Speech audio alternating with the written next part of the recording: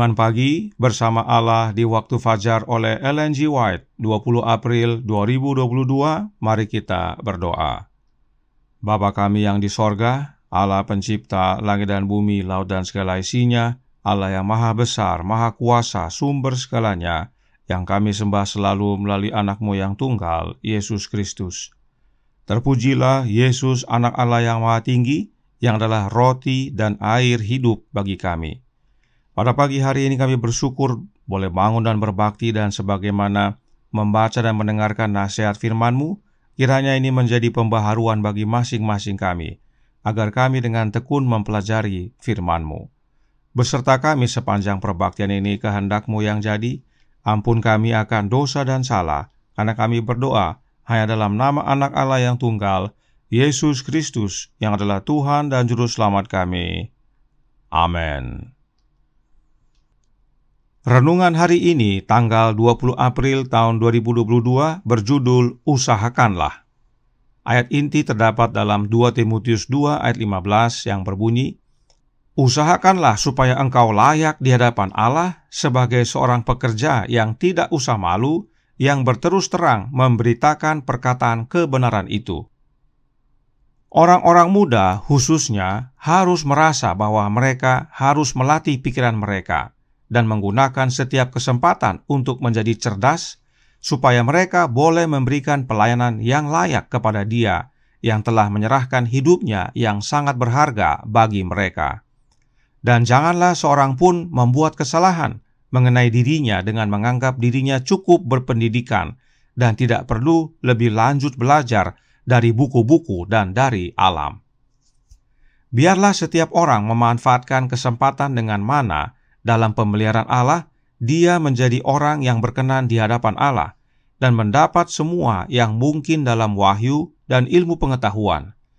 Kita harus belajar menempatkan perkiraan yang wajar pada kekuatan yang Allah telah berikan kepada kita.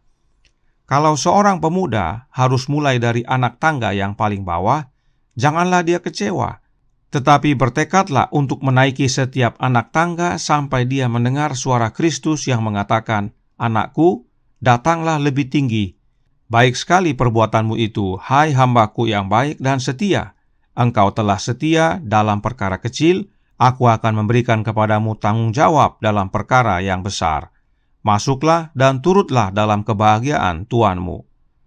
Para pemuda dan pemudi, sudahkah engkau sebagai pribadi-pribadi yang telah dibeli dengan harga yang tidak terbatas, berusaha belajar untuk menunjukkan dirimu berkenan bagi Allah?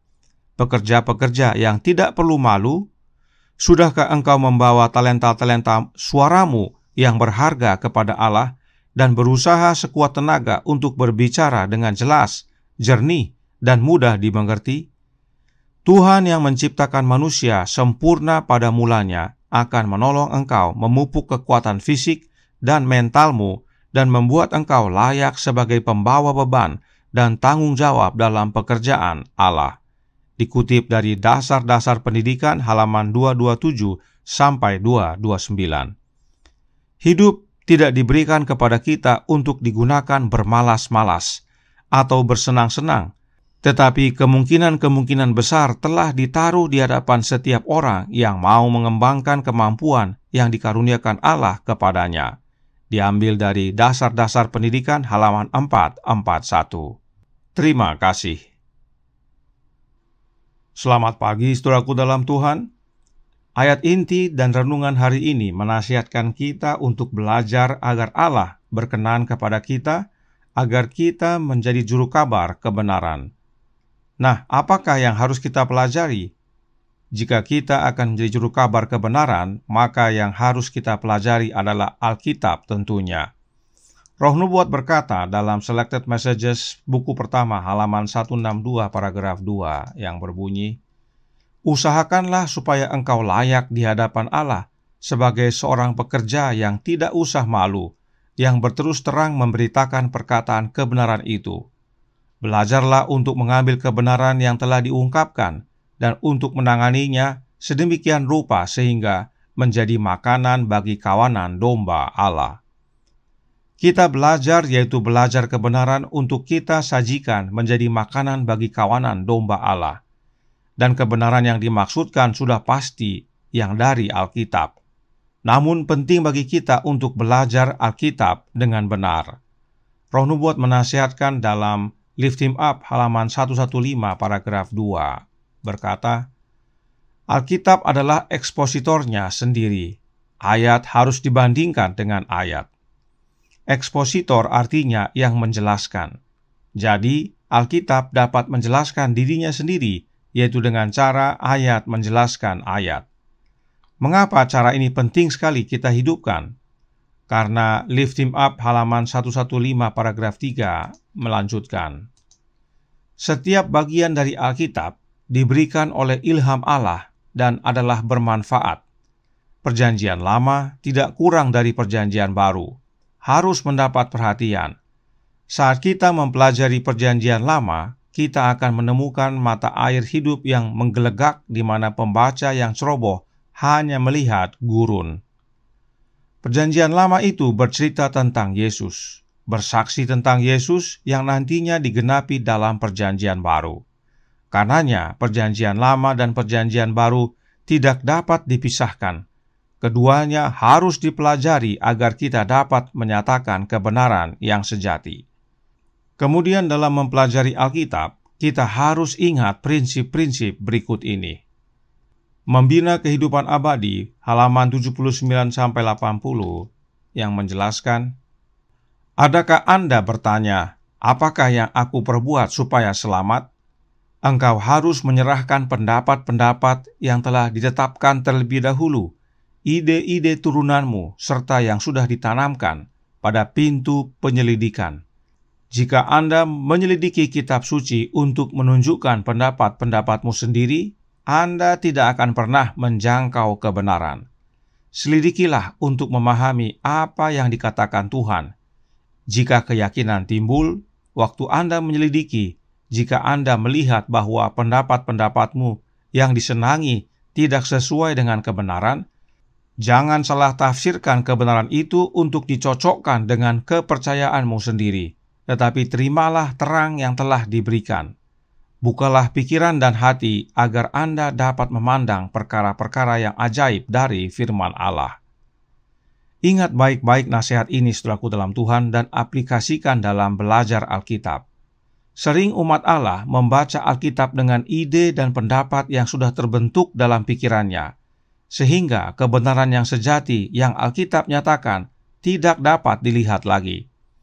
Ada juga yang belajar Alkitab untuk mencari dukungan akan ide dan pendapatnya sendiri. Jangan lakukan hal-hal ini. Tinggalkan semua ide dan pendapat kita dan buka hati dan pikiran kita kepada suara Allah, maka kita akan melihat perkara-perkara ajaib dari firman-Nya. Kemudian, dalam Testimonies for the Church, volume 4, halaman 499, paragraf 1, berkata, ketika Anda menyelidiki Alkitab dengan hasrat yang sungguh-sungguh untuk mempelajari kebenaran, Allah akan menghembuskan roh-Nya ke dalam hati Anda dan membuat pikiran Anda terkesan dengan terang firman-Nya. Alkitab adalah penerjemah dirinya sendiri. Satu perikop menjelaskan yang lain.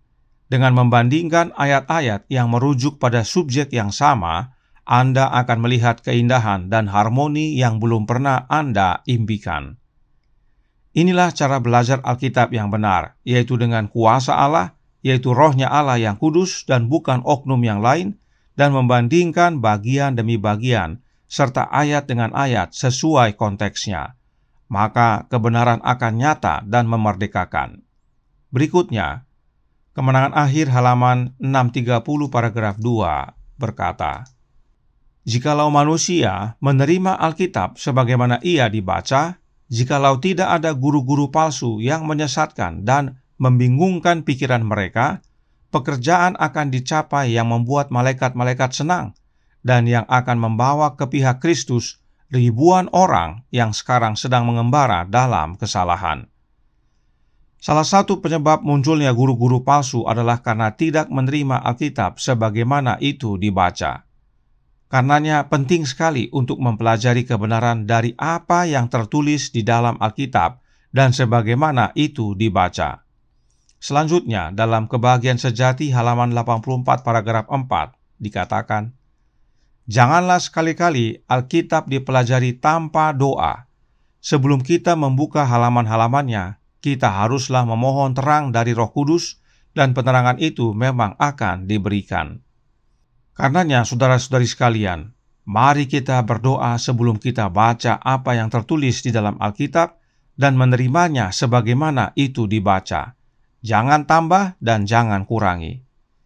Dan yang terpenting, Kebahagiaan Sejati halaman 85 paragraf 1 menyatakan, Roh kebenaran itulah satu-satunya guru yang paling baik akan kebenaran ilahi. Betapa Allah menghargai bangsa manusia itu sehingga dikaruniakannya anaknya yang tunggal itu mati bagi mereka, lalu menunjuk Roh Kudusnya menjadi guru manusia serta penuntunnya terus-menerus. Roh Kudus siapa yang dimaksudkan? Roh Kudusnya Kristus tentunya, yang disebut Roh kebenaran. Jadi, dalam membaca Alkitab, penting untuk kita pastikan bahwa guru kita adalah anak Allah yang disebut firman, dan dia hadir dalam kehidupan kita oleh kehadiran Roh-Nya yang kudus yang disebut Roh Kristus. Jadi, prinsip-prinsip ini menjadi dasar bagi kita dalam mempelajari Alkitab, maka kebenaran yang sejati menjadi bagian kita, dan kita dapat menyajikannya kepada sesama, menjadi makanan rohani bagi kawanan domba Allah.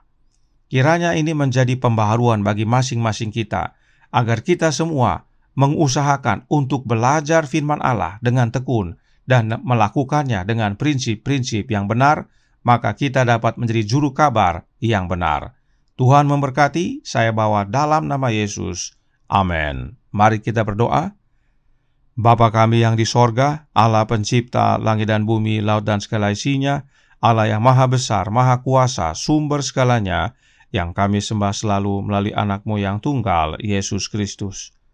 Terima kasih atas nasihat firman-Mu yang menguatkan, agar kami berusaha untuk belajar, agar berkenan di hadapan Allah, menjadi juru kabar kebenaran bagi sesama. Dan untuk itu penting bagi kami untuk mempelajari firman-Mu, mempelajari Alkitab dengan prinsip-prinsip yang benar. Terima kasih atas prinsip-prinsip yang benar yang Kau telah nyatakan melalui kebenaran roh nubuat. Kiranya ini menjadi pembaharuan bagi kami semuanya, agar kami mau belajar dan menjadi juru kabar, dan teristimewa memastikan akan roh kebenaran menjadi guru kami. Karenanya tolong kami ya Bapa, curahkan roh anak-Mu dalam hati ini. Tolong kami ya Yesus, ajari kami kehendak-Mu yang jadi beserta kami sepanjang hari ini, karena kami berdoa dan memohon hanya melalui anak-Mu yang tunggal, Yesus Kristus, yang adalah Tuhan dan Juru Selamat kami. Amin.